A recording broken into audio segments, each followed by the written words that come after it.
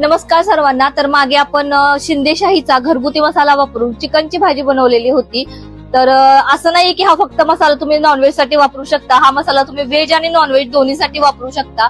तर आज शिंदेशाहीचा हाच मसाला वापरून आपण व्हेज मधली आपली जी रेग्युलरची भाजी असते, कांदा बटाट्याची भाजी, ती आपण बनवणार आहोत. कढई आपली तापलेली आहे. आपण सर्वात पहिल्यांदा ऑइल ऍड करूया. बटाटा अगोदर फ्राय करून घेते मी तेलामध्ये.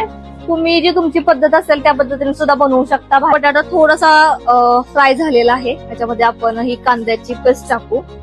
त्यानंतर आपण हे थोडंसं आलं लसूण पेस्ट टाकूया. खोबरं ऍड करूया.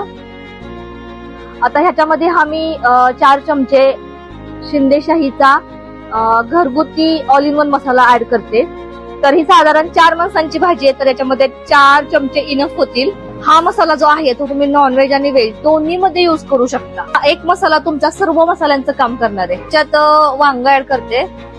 आता हे छान फ्राय झालेलं आहे. आता मी साईडला पाणी गरम करायला ठेवलं होतं, ते आपण याच्यामध्ये ऍड करूया. त्याला ठेवूया 10-15 मिनिटे.